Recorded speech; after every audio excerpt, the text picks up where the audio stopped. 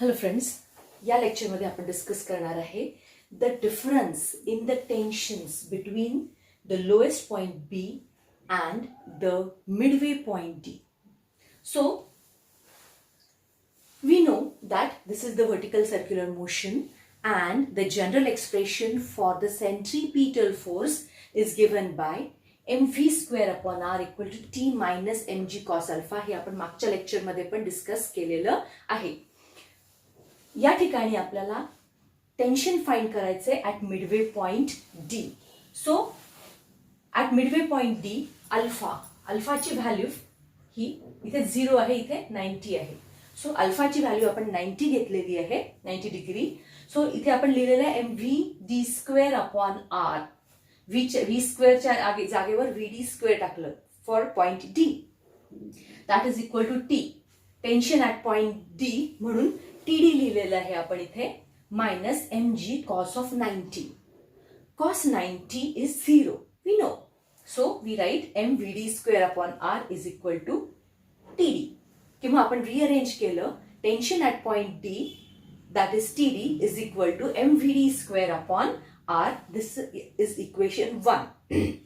आता at lowest point B, at lowest point B, B हा lowest point आहे त्याच्यामुळे इथे अल्फा किती आहे 0 आहे.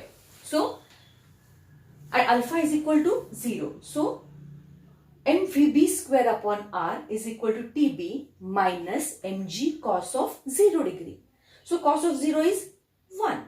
So we write M V B square upon R is equal to T B minus M G. Rearrange केलं कारण आपल्या टेन्शन ॲट पॉइंट बी हवं आहे म्हणून. So T B is equal to M V B square upon R. M G इकडे घेतलं so plus M जी, याला आपण इक्वेशन 2 दिलं. नाव so we have found the difference, we have found the tensions at point D. या पॉइंटचं tension आपण equation 1 मध्ये फाइंड केलं. बी या पॉइंटचं टेन्शन, द लोएस्ट पॉइंटचं टेन्शन टी बी, ते आपण इक्वेशन 2 मध्ये फाइंड केलं.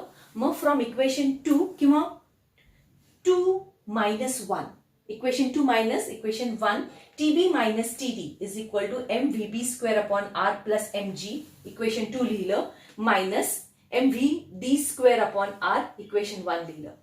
रिअरेंज केलं त्याला T B minus T D is M V B square upon R minus M V D square upon R plus M G. आता T B minus T D M upon R दोन्हीतून बाहेर घेतलं. So we get V B आतमध्ये ब्रॅकेटच्या आतमध्ये V B square minus V D square आणि हे plus M G इथे लिहिलं. नाव आपल्याला V B square minus V D स्क्वेअरची व्हॅल्यू फाइंड करायची आहे. म्हणून मग आपण घेतलं की according to the law of conservation of energy. So we know that total energy, आपल्याला माहिती आहे की ही व्हर्टिकल सर्क्युलर मोशन आहे, तिथे प्रत्येक पॉइंटवर जी टोटल एनर्जी असणार आहे ती सेम राहणार आहे, कॉन्स्टंट राहणार आहे, दॅट इज कॉन्झर्व्ड. म्हणून total energy at point B this is equal to the total energy at point D. म्हणून मग टोटल एनर्जीमध्ये 2 पार्ट्स असतात, एक कायनेटिक एनर्जी आणि एक potential energy. So kinetic energy half M V square. So kinetic energy at point B plus potential energy at point B is equal to kinetic energy at point D plus potential energy at point D. Kinetic energy at point B is half m VB square and potential energy which is mgh. So at point B, mg, and what is the height at point B? So B is the base point. So here the height is 0. So we write 0 here. This is equal to half of m VD square, kinetic energy at point D, plus mg into R. आता D हा point आहे म्हणून ह्या base point पासून त्याचं height किती आहे तर आर, रेडियस एवढी हाईट आहे त्याची हाईट आहे R. So we write here as R. So M V B square this is equal to half M V D square plus आता या ठिकाणी एम जी आर मिळालेला आहे.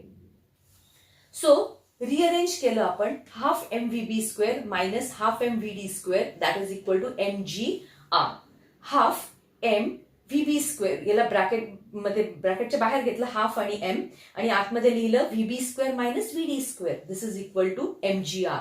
नाव इथे एम एम कॅन्सल केलं आणि हा 2 आपण इकडे शिफ्ट केला.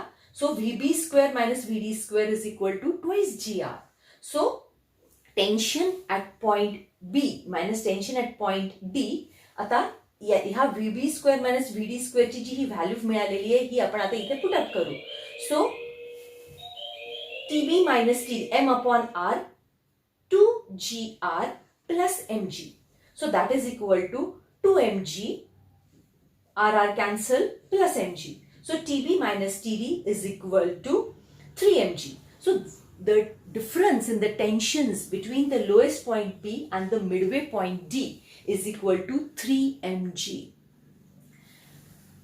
हा डिफरन्स आपण फाइंड केलेला आहे. मागच्या वेळेला आपण हायेस्ट पॉइंट आणि लोएस्ट पॉइंट मधला डिफरन्स 6mg फाइंड केला होता. परत एकदा या ठिकाणी आपण ज्या वेळेला त्यांनी difference in the tensions at the lowest point B and midway point D at the minimum velocities जेव्हा त्यांनी फाइंड करायला सांगतील त्यावेळेला आपण इथे व्हीबी आणि व्हीडीच्या ज्या व्हॅल्यूज आहेत, व्हीडीची व्हॅल्यू √3rg, व्हीबीची व्हॅल्यू √5rg ह्या पुटअप केल्या तरीही आपल्याला हेच आन्सर मिळणार आहे. पण इथे आपण difference in the tension at the lowest point B and midway point D at any velocities म्हणजे इथे जी कोणती velocity असेल त्या पार्टिकलची at the midway point D and the lowest point B म्हणजे नेसेसरी नाहीये की मिनिमम व्हेलॉसिटीच असली पाहिजे. जर त्यांनी मिनिमम व्हेलॉसिटीसाठी मागितलं तर मग इथे त्याच्या व्हॅल्यूज टाकायच्या आणि मग आन्सर हेच मिळणार आहे.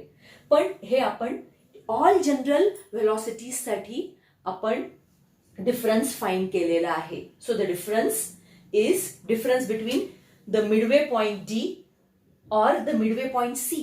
सी हा पण मिडवे पॉइंट आहे. फक्त ज्या वेळेला आपण टी सी घेणार आहे टी डीच्या ऐवजी इथे alpha is equal to 270 degrees घ्यावं लागेल आणि cos 270 degree is equal to 0 घ्यावं लागेल. बाकी सगळं काही सेमच येणार आहे सी साठी फाइंड करायचं असलं तर.